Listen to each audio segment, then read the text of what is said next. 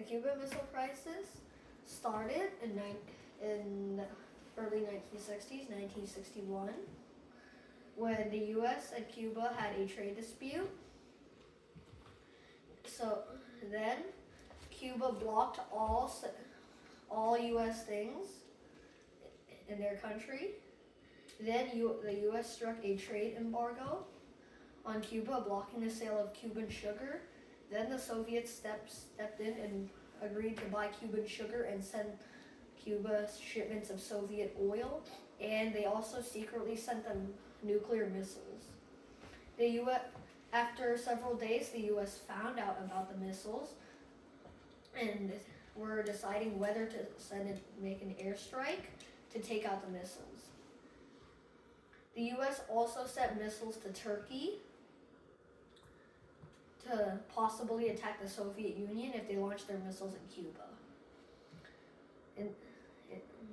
In the end, a trade compromise was agreed.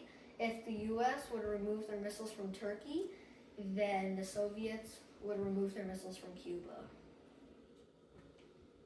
Any questions? Turkey, in what continent? What? Did you say? Turkey is in what continent? Europe? Is Turkey in Europe? Yes. What continent is Cuba? It's in the middle of North America and South America. I think we can count it as North America since it's so close to the U.S. Then why do they try to team up with Turkey instead of some other countries? The U.S. and Turkey were allies, Mm-hmm. and the U.S. had a very strong military base in Turkey. So they decided to make that base stronger and to pose a threat to the Soviet Union by shipping nuclear missiles there. Mm-hmm. So that way, if Cuba launches missiles at the U.S. can respond to the Soviet Union. Mm-hmm. Because the Soviet Union was the one that shipped the missiles there.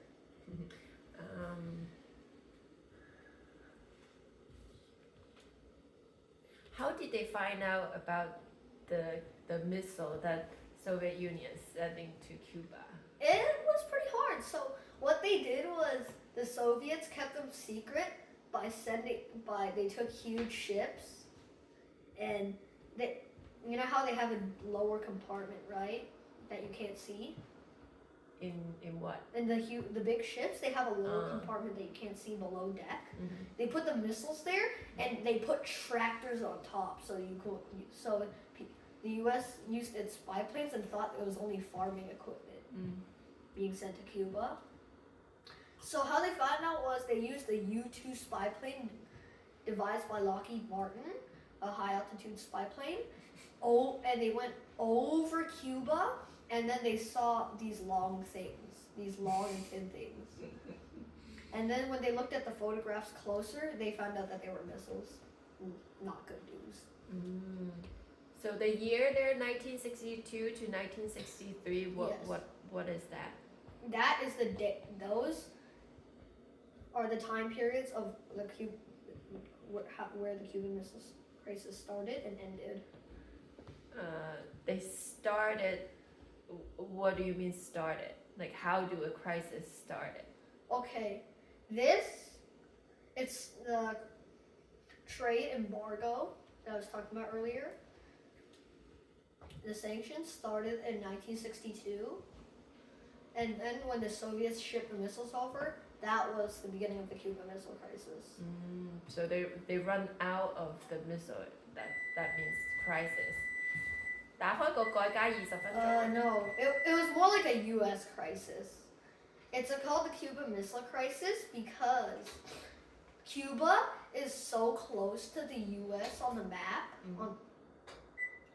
that if the Soviets shipped long-range nuclear missiles to Cuba, they could attack essentially every single American city and destroy it. So this was more like an American crisis. Oh. So the Americans are in 個 danger. 個態度有少少 misleading. I thought Cuba was having the crisis because they are running out of the missile. Yeah, I guess the name is a little misleading. Okay. But they called it Cuban because that's where it took place. Okay. So when it ended, that's when the peace agreement happened. Yes, but there was a small catch to the deal. U.S. secretly removed them. Remove what? Okay, so President John F. Kennedy, the president during the Cuban Missile Crisis, wanted to run for re-election in 1964. So, you know how it has to look like you did good things, right, to get re-elected? So he made the deal where the Soviets would remove the missiles from Cuba, and the U.S. would slowly, secretly remove the missiles, so nobody would know, not even the American public. Let's say it again. In reality, he was just trying to save face. He was just trying to save No, face. can you repeat that again? Sure. He's trying to re-elect it, and what has he done? So